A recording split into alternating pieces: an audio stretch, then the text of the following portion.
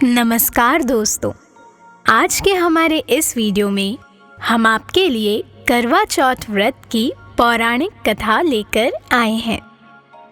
करवा चौथ की कथा बहुत समय पहले की बात है। एक साहूकार के साथ बेटे और उनकी एक बहना करवा थी। सभी सातों भाई अपनी बहन से बहुत प्यार करते थे, यहाँ तक कि वो पहले उसे खाना खिलाते और बाद में स्वयं खाते थे। एक बार उनकी बहन ससुराल से मायके आई हुई थी।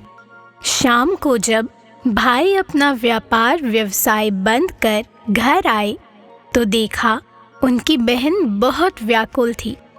सभी भाई खाना खाने बैठे, अपनी बहन से भी खाने का आग्रह करने लगे, पर बहन ने बताया कि उसका आज करवा चौथ का निर्जल व्रत है और वह खाना चंद्रमा को देखकर और उसे अर्घ देकर ही खा सकती है।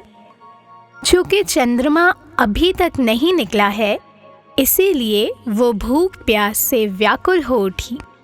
सबसे छोटे भाई को अपनी बहन की हालत देखी न गई और वह दूर पीपल के पेड़ पर एक दीपक जलाकर छलनी की ओट में रख देता है।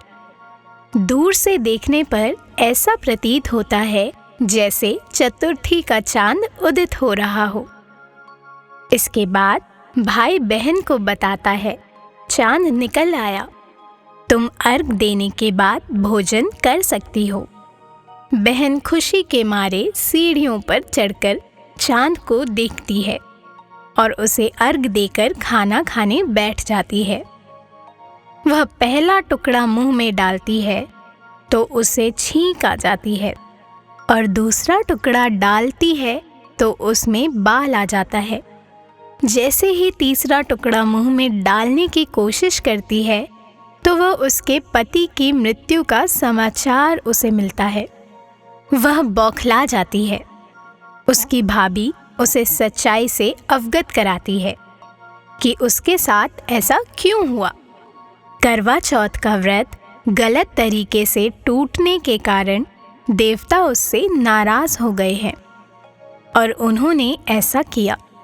सच्चाई जानने के बाद करवा निश्चय करती है कि वह अपने पति का अंतिम संस्कार नहीं होने देगी और अपने सतीत्व से उन्हें पुनर्जीवन दिला कर रहेगी।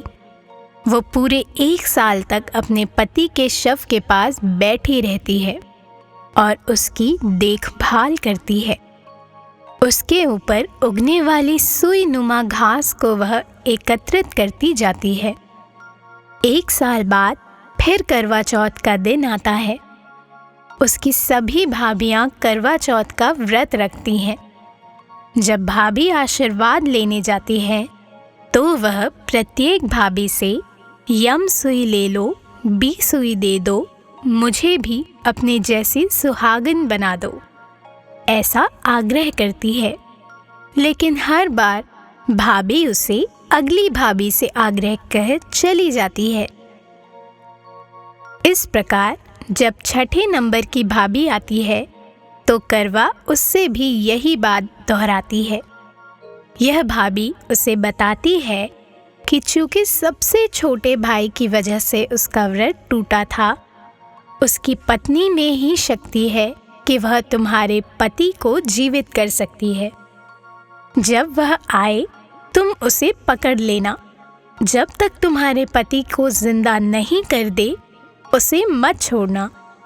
ऐसा कहकर वो चली जाती है। सबसे अंत में छोटी भाभी आती है। करवा उनसे भी सुहागिन बनने का आग्रह करती है, लेकिन वह टाल मटोल करने लगती है। इसे देख करवा उन्हें जोर से पकड़ लेती है और अपने सुहाग को जिंदा करने के लिए कहती है। भाभी उससे छुड़ाने के लिए नोचती है, खसोटती है, पर करवा नहीं छोड़ती। अंत में उसकी तपस्या को देख भाभी पसीज जाती है। अपनी छोटी उंगली को चीरकर उसमें से अमृत उसके पति के मुंह में डाल देती है। करवा का पति तुरंत श्री गणेश कहता हुआ उठ बैठता है। इस प्रकार प्रभु माध्यम से उसकी छोटी भाभी की वजह से करवा को उसका सुहाग वापस मिल जाता है। हे श्री गणेश महागौरी, जिस प्रकार करवा को चीर सुहागन का वरदान आपसे मिला है, वैसे ही सब सुहागिन को मिले। इस तरह की पौराणिक कथाओं का आनंद लेने के लिए हमारे चैनल को सब्सक्राइब करना न भूलें। धन्यवाद।